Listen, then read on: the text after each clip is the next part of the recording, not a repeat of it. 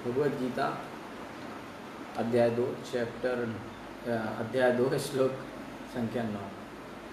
संजय उवाच एवं उक्त्वा ऋषिकेशं गुणाकेश परन्तप न योत्स्य इति गोविंदम उक्त्वा तूष्णीं बभूव। संजय उवाच, संजय ने कहा एवं इस प्रकार उक्त्वा कहकर ऋषिकेशम कृष्ण से जो इंद्रियों के स्वामी, गुणाकेश अर्जुन जो अज्ञान को मिटाने वाला, परंतप अर्जुन शत्रुओं का दमन करने वाला, ना योत्सय नहीं लड़ूंगा इति इस प्रकार गोविंदम इंद्रियों के आनंदाय कृष्ण से उक्त्वा कहकर तूष्णीम चुपक बभू हो गया। हाँ निश्चय। संजय ने कहा इस प्रकार कहने के बाद शत्रुओं का दमन करने वाला अर्जुन कृष्ण से बोला, हे गोविंद मैं युद्ध नहीं करूंगा, और चुप हो गया। धृतराष्ट्र को जानकर परम प्रसन्नता हुई होगी कि अर्जुन युद्ध ना करके युद्ध भूमि छोड़कर भिक्षाटन करने जा रहा है।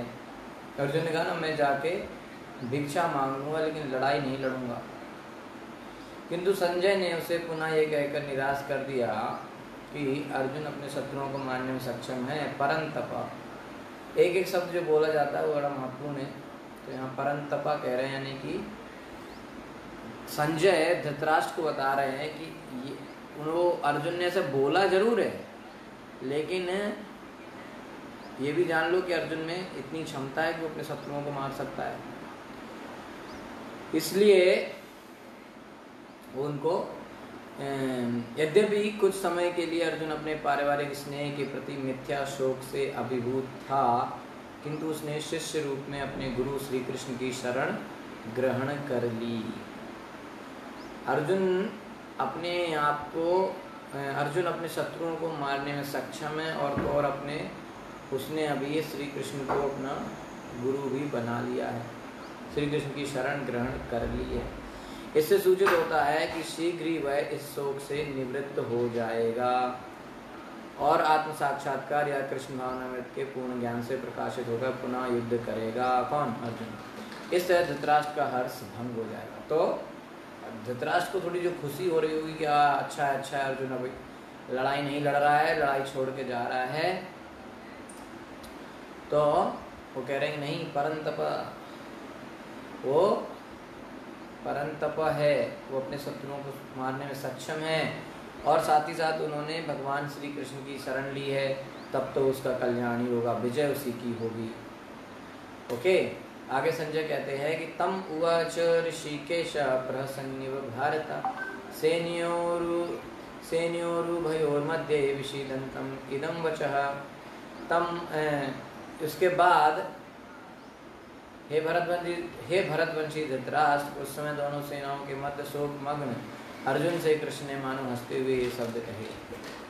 तो धृतराष्ट्र को बोल रहे हैं संजय कि भले उसने ऐसा बोला है अर्जुन ने कि वो लड़ाई नहीं लड़ेगा, जंगल में चला जाएगा, भीख मांग लेगा, लेकिन चूंकि उसने कृष्ण की शरण ली है और वो परंतप है, तो कभी भी कुछ भी हो सकता है। चूंकि कृष्ण की शरण ले ली है, इसलिए उसका जो मोह है वो नष्ट हो जाएगा, क्योंकि कृष्ण उसको ज्ञान देंगे।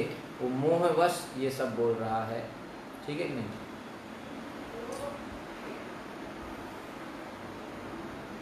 तो आगे कहते हैं कि उस समय हे धृतराष्ट्र, हे भरतवंशी धृतराष्ट्र, उस समय दोनों सेनाओं के मध्य शोकमग्न अर्जुन से कृष्ण ने मानो हंसते हुए शब्द कहे। कृष्ण ने, आप आगे से बोलेंगे।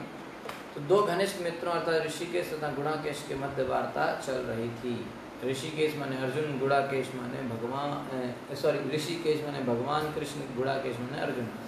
तो मित्र के रूप में दोनों का पद समान था, किंतु इनमें से एक स्वेच्छा से दूसरे का शिष्य बन गया। कृष्ण हंस रहे थे क्योंकि उनका मित्र अब उनका शिष्य बन गया था। सबों के स्वामी होने के कारण वे सदैव श्रेष्ठ पद पर रहते हैं, तो भी भगवान अपने भक्त के लिए सखा, पुत्र या प्रेमी बनना स्वीकार करते हैं। किंतु जब उन्हें गुरु रूप में अंगीकार कर लिया गया, तो उन्होंने तुरंत गुरु की भूमिका निभाने के लिए शिष्य से गुरु की भांति गंभीरतापूर्वक बातें की, जैसा कि अपेक्षित है। जो गुरु और शिष्य में जो है गंभीरतापूर्वक बातें होती हैं, ना कि कोई मजाक के रूप में, ठीक है। ऐसा प्रतीत होता है कि गुरु तथा शिष्य की यह वार्ता दोनों सेनाओं की उपस्थिति में हुई, जिससे सारे लोग लाभान्वित हुए। सबके सामने हुआ, कोई ऐसे छिप के नहीं हुआ। तो इसका क्या मतलब? अतः भगवत गीता का संवाद किसी एक व्यक्ति, समाज या जाति के लिए नहीं, अपितु सबों के लिए है और उसे सुनने के लिए शत्रु या मित्र समान रूप से अधिकारी हो। तो सभी लोग सुन सकते हैं, चाहे वो भारतीय हो, चाहे विदेशी हो, चाहे वो ब्राह्मण हो, चाहे शूद्र हो, हर व्यक्ति भगवत गीता सुन सकता है। वो किसी जाति विशेष या किसी समाज विशेष के लिए, व्यक्ति विशेष के लिए ही नहीं है। वो भगवत गीता का ज्ञान सभी के लिए है, चाहे वो कोई भी हो। तो अब 11वें श्लोक से भगवान बात करेंगे, ठीक है। एक श्लोक भगवान ने पहले बोला है, अब जो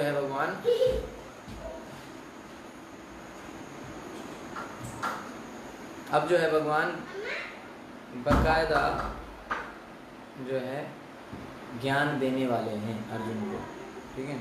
श्री भगवान उवाचा अशोच्यान्वशोचस्त्वं प्रज्ञावादं भाषसे गतासून अगतासूंश्च नानुशोचन्ति पंडिता।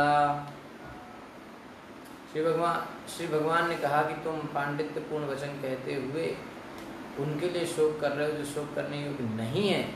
जो विद्वान होते हैं वह ना तो जीवित के लिए ना ही मृत के लिए शोक करते हैं। हे अर्जुन, तुम बहुत बुद्धिमानी की बात, अर्जुन को लगा होगा कि हमने बहुत अच्छी बातें बोली, भगवान बहुत तारीफ करेंगे, लेकिन भगवान कहते हैं कि जो पांडित्यपूर्ण बहुत विद्वानी वाले जो बातें तुम कर रहे हो वो बेकार हैं। वो तुम किसके लिए शोक कर रहे हो जो शोक करने योग्य नहीं है।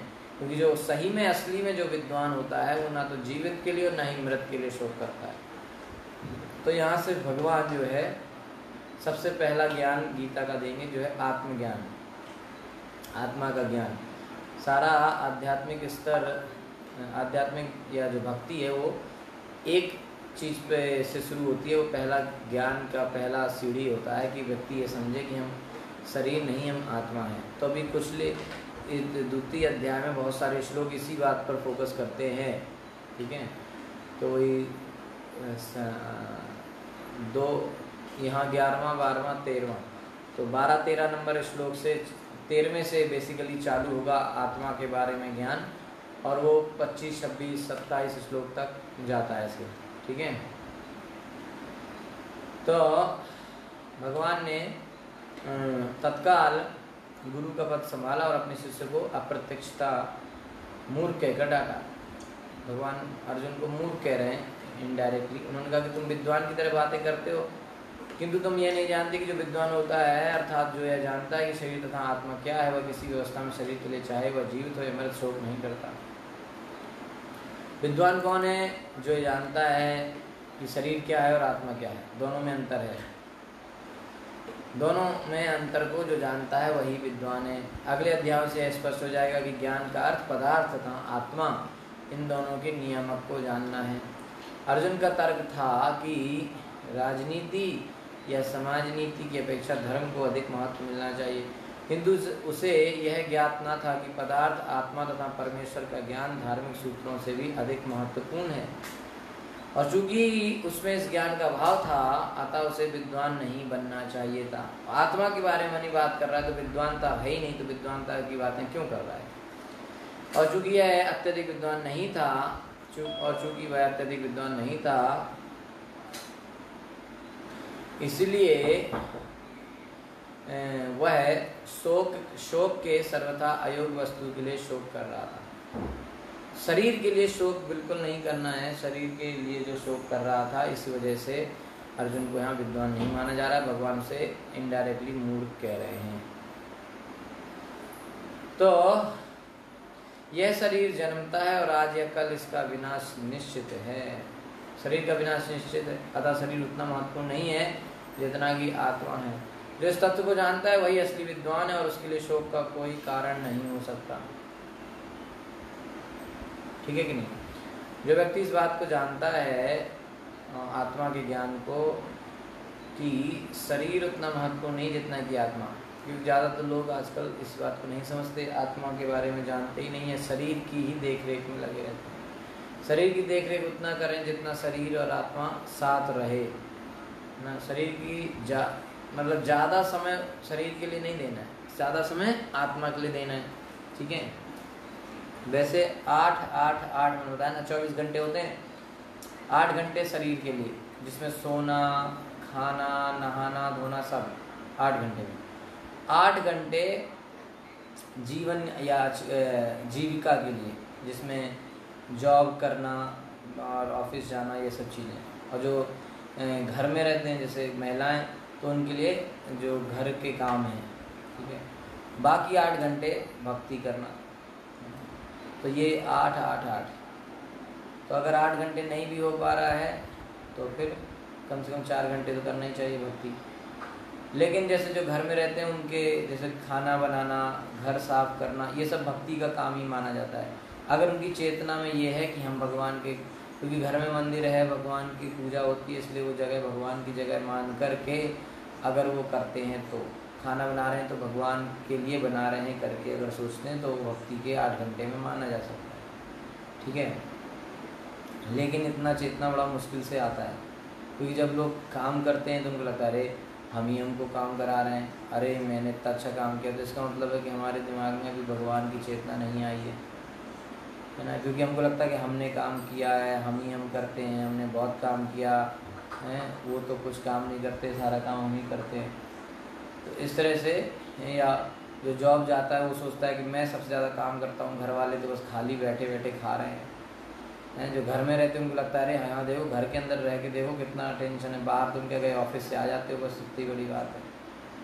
तो इस तरीके से लोग अपने काम को महान समझते रहते हैं, तो वो भक्ति नहीं है, ठीक है। तो जो इस बात को जानता है, शरीर और आत्मा के भेद को जानता है, वो आत्मा के उद्धार के लिए काम करता है, और जो नहीं जानता है वो शरीर के आनंद के लिए काम करता है। शरीर में ही खोया रहता है, शरीर की सजावट, शरीर का हर चीज़ शरीर से लेके ही सोचता रहता है, और ज़्यादातर समय उसी में वेस्ट करता रहता है। ओके। न तवेवाहं जातु नासं न त्वं नेमे जनाधिपा न चैव न भविष्यामः सर्वे वयमतः परम। ना नहीं तू, लेकिन एव निश्चय अहम मैं जातु किसी काल में, ना नहीं आसम था, ना नहीं तुम, ना नहीं इसमें ये सब जन अधिपा राजागण, ना कभी नहीं चा भी एव निश्चय, ना नहीं भविष्यामा रहेंगे सर्वे वयम हम सब अतः परम। इससे आगे ऐसा कभी नहीं हुआ कि मैं ना रहा हूँ या तुम न रहे हो, अथवा ये समस्त राजा न रहे हों। भगवान कह रहे हैं कि ऐसा कभी नहीं हुआ कि मैं नहीं था या तुम नहीं थे, पर या ये सभी राजा लोग नहीं थे, और न ऐसा है कि भविष्य में हम लोग नहीं रहेंगे, हमेशा रहने वाले, ठीक है। तो वेदों में कठोपनिषद तथा श्वेताश्वतर उपनिषद में भी कहा गया है कि जो श्री भगवान असंख्य जीवों के कर्म तथा कर्म फल के अनुसार उनकी अपनी अपनी परिस्थितियों में पालक हैं, ठीक है। वही भगवान अंश रूप में हर जीव के हृदय में वास कर रहे हैं। केवल साधु पुरुष जो एक ही ईश्वर को भीतर बाहर देख सकता है, पूर्ण एवं शाश्वत शांति प्राप्त कर पाते हैं। साधु लोग नित्यो नित्यानाम चेतनश्चेतनानाम एको बहुनाम योग विदधाति कामान तमात्मस्थम ये अनुपश्यन्ति धीरास्तेषां शांति शाश्वती नेतरेषां। कठोपनिषद से बता रहे हैं कि जो वैदिक ज्ञान अर्जुन को प्रदान किया गया, वही विश्व के उन समस्त पुरुषों को प्रदान किया जाता है जो विद्वान होने का दावा तो करते हैं, किंतु जिनकी ज्ञान राशि नहीं उन्हें। तो भगवान यह स्पष्ट कहते हैं कि वे स्वयं अर्जुन तथा इस भूमि में एकत्र सारे राजा शाश्वत प्राणी हैं, और इन जीवों की बद्ध तथा मुक्त अवस्थाओं में भगवान ही एकमात्र उनके पालक हैं। भगवान परम पुरुष हैं तथा भगवान का चिरसंगी अर्जुन एवं वहाँ पर एकत्र सारे राजागण शाश्वत पुरुष हैं। ऐसा नहीं है कि ये भूतकाल में प्राणियों के रूप में अलग अलग उपस्थित नहीं थे, और ऐसा भी नहीं है कि ये शाश्वत पुरुष बने नहीं रहेंगे। उनका अस्तित्व भूतकाल में था और भविष्य में भी निर्बाध रूप से बना रहेगा, अतः किसी के लिए शोक करने की कोई बात नहीं है। यह मायावादी सिद्धांत है कि मुक्ति के बाद आत्मा माया के आवरण से पृथक होकर निराकार ब्रह्म में लीन हो जाएगा और अपना अस्तित्व खो देगा। यहाँ पर परम अधिकारी भगवान कृष्ण द्वारा पुष्ट नहीं हो पाता है। भगवान कृष्ण इसकी पुष्टि नहीं कर रहे हैं, ना ही इस सिद्धांत का समर्थन हो पाता है कि बद्ध अवस्था में ही हम अस्तित्व का चिंतन करते रहते हैं। यहाँ पर कृष्ण स्पष्टता कहते हैं कि भगवान तथा अन्यों का अस्तित्व भविष्य में भी अक्षुण्ण रहेगा, जिसकी पुष्टि उपनिषदों द्वारा भी होती है। तो कृष्ण का यह कथन प्रामाणिक है, क्योंकि कृष्ण मायावश नहीं है। यदि अस्तित्व तत्व ना होता तो फिर कृष्ण इतना प्रबल क्यों देते, तो फिर कृष्ण इतना बल क्यों देते, और वह भी भविष्य के लिए। तो मायावादी यह तर्क कर सकते हैं कि कृष्ण द्वारा कथित अस्तित्व आध्यात्मिक ना होकर भौतिक है। यदि हम इस तर्क को कि अस्तित्व भौतिक होता है स्वीकार कर भी लें, तो फिर कोई कृष्ण के अस्तित्व को किस प्रकार पहचानेगा। कृष्ण भूतकाल में भी अपने अस्तित्व की पुष्टि करते हैं और भविष्य में भी अपने अस्तित्व की पुष्टि करते हैं। उन्होंने अपने अस्तित्व की पुष्टि कई प्रकार से की है और निराकार ब्रह्म उनके अधीन घोषित किया जा चुका है। कृष्ण सदा सर्वदा अपना अस्तित्व बनाए रहे हैं। यदि उन्हें सामान्य चेतना वाला सामान्य व्यक्ति के रूप में माना जाता है तो प्रमाणिक शास्त्र के रूप में उनकी भगवद गीता की कोई महत्वता नहीं होगी। एक सामान्य व्यक्ति मनुष्यों के 4 अवगुणों के कारण श्रवण करने योग्य शिक्षा देने में असमर्थ रहता है। तो गीता ऐसे साहित्य से ऊपर है। कोई भी संसारी ग्रंथ गीता की तुलना नहीं कर सकता। श्री कृष्ण को सामान्य व्यक्ति मान लेने पर गीता की सारी महत्ता खत्म जाती रहती है। मायावादियों का तर्क है कि इस श्लोक में वर्णित द्वैत लौकिक है और शरीर के लिए प्रयुक्त हुआ है, किंतु इसके पहले वाले श्लोक में ऐसी देहात्म बुद्धि की निंदा की गई है। एक बार जीवों की देहात्म बुद्धि की निंदा करने के बाद यह कैसे संभव है कि कृष्ण पुनः शरीर पर उसी वक्तव्य को दोहराते। अतः यह अस्तित्व आध्यात्मिक आधार पर स्थापित है और इसकी पुष्टि रामानुजाचार्य तथा अन्य आचार्यों ने भी की है। तो गीता में कई स्तरों पर इसका उल्लेख है कि यह आध्यात्मिक अस्तित्व केवल भगवत भक्तों द्वारा ज्ञेय है। जो लोग भगवान कृष्ण का विरोध करते हैं उनकी इस महान साहित्य तक पहुँच नहीं हो पाती। अभक्तों द्वारा गीता के उपदेशों को समझने का प्रयास मधुमक्खी द्वारा मधु पात्र चाटने के सदृश है। पात्र को खोले बिना मधु को नहीं चखा जा सकता। इसी प्रकार भगवद गीता के रहस्यवाद को केवल भक्त ही समझ सकते हैं, अन्य कोई नहीं। जैसा कि इसके 4th अध्याय में कहा गया है, ना ही गीता का स्पर्श ऐसे लोग कर पाते हैं जो भगवान के अस्तित्व का ही विरोध करते हैं। अतः मायावादियों द्वारा गीता की व्याख्या मानो समग्र सत्य का सरासर भ्रामक निरूपण है। भगवान चैतन्य ने मायावादियों द्वारा की गई गीता की व्याख्याओं को पढ़ने का निषेध किया है और चेतावनी दी है कि जो कोई ऐसे मायावादी दर्शन को ग्रहण करता है वह गीता के वास्तविक रहस्य को समझ पाने में असमर्थ रहता है। यदि अस्तित्व का अभिप्राय अनुभवगम्य ब्रह्मांड से है तो भगवान द्वारा उपदेश देने की कोई आवश्यकता नहीं थी। आत्मा तथा परमात्मा का द्वैत शाश्वत तत्व है और इसकी पुष्टि वेदों द्वारा होती है, जैसा कि ऊपर कहा जा चुका है। ठीक है, एक सेकंड। तो ये तात्पर्य काफ़ी बड़ा था, पर जो है फिर भी आपको बता दिया गया। तो बेसिकली इसमें जो है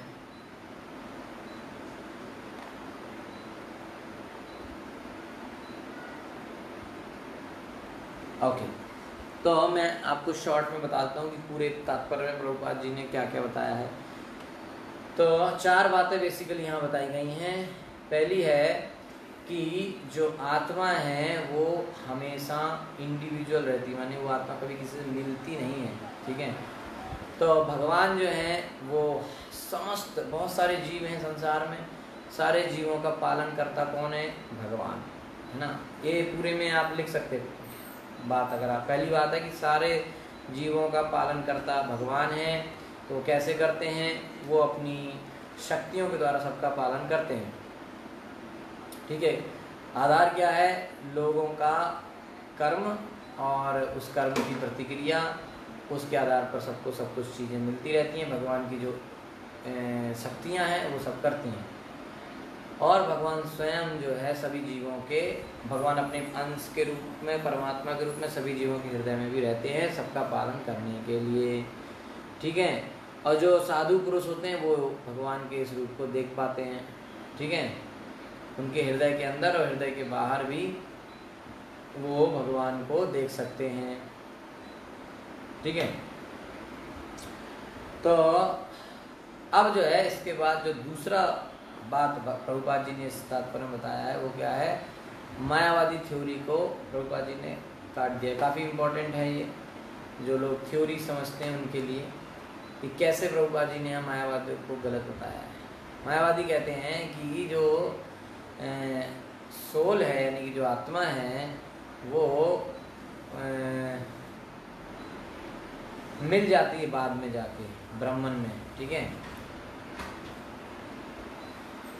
तो वो कहते हैं कि ये पहले तो माया के प्रभाव से अलग हुई है और बाद में फिर मिल जाएगी। लेकिन यहाँ पर जो है भगवद गीता में बता रहे हैं कि आत्मा जो है उसको कोई काट नहीं सकता, तो जब काट नहीं सकता तो अलग कैसे हुई, ठीक है।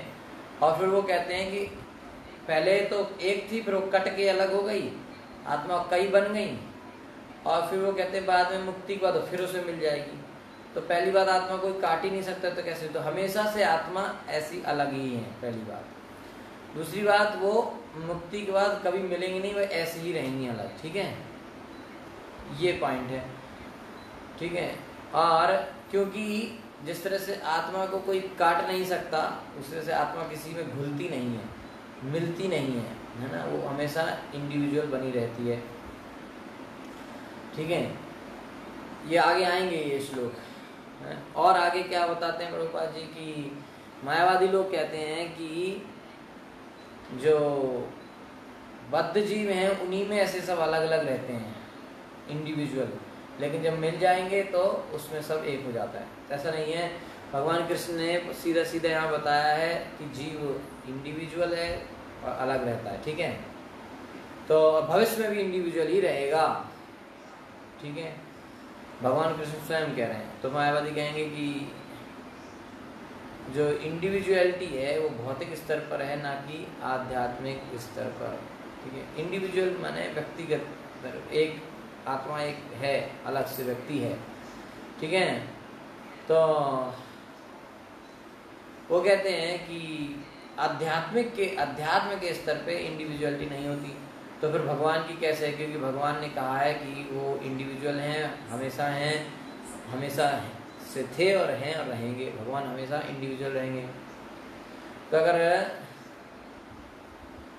जो है और कोई कहे कि नहीं भगवान तो नॉर्मल व्यक्ति, भगवान तो भगवान है, तो जब भगवान ऐसा कह रहे हैं तो इसको मानना चाहिए, ठीक है।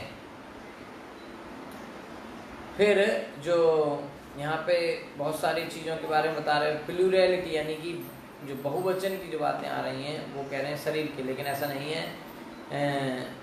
शारीरिक चीज़ों को, शरीर के ज्ञान को पहले ही झुटलाया जा चुका है, ठीक है। तो फिर भगवान उसके बारे में क्यों बताएंगे? तो इस तरीके से कई सारी बातें यहाँ पर प्रभुपाद जी इस तात्पर्य में लिख रहे हैं, ठीक है। ओके, तो जो भक्त है वो ये सब चीज़ें समझ सकता है। भगवद गीता और भगवद गीता जो है या फिर आध्यात्मिक बातें हैं वो कौन समझ सकता है? एक भक्ति समझ सकता है। और भक्त ये सब ज्ञान, आध्यात्मिक ज्ञान कौन समझ सकता है? जो भगवान से ईर्ष्या ना करता हो, ठीक है। लेकिन अगर कोई व्यक्ति किसी तरह से, पहले तो भगवान श्री चैतन्य महाप्रभु ने कहा है कि मायावादियों से कभी नहीं सुनना चाहिए, ठीक है। तो मायावादी जो लोग होते हैं वो जैसे एक मधुमक्खी शहद के जार को बाहर से चाटे तो उसको कोई टेस्ट नहीं मिलेगा। इस तरीके से मायावादियों को असली ज्ञान का पता कभी नहीं चलता वैदिक नॉलेज से, ठीक है।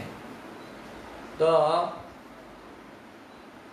भगवान श्री चैतन्य महाप्रभु ने भी मना किया है कि कोई मायावादियों से ना सुने। मायावादी का कौन सा बात होता है? जो लोग ये सब सोचते हैं कि आत्मा अलग हो गई थी, फिर अब जाके फिर मिल जाएगी, ये सब मायावाद है, ठीक है। सब भगवान है, सब ऐसे, तो उनसे सुनेंगे तो सारी भक्ति खत्म हो जाएगी। ओके, 13वां श्लोक जो है बहुत ही महत्वपूर्ण श्लोक है, बहुत ज़्यादा बार प्रभुपाद जी ने उसको बोला है, तो वो 13वां श्लोक हम कल से करेंगे, ठीक है। Hare Krishna, thank you so much. Shri Gopal की जय, ग्रंथराज भागवतम की जय, अनंत कोटि वैष्णव वृंद की जय।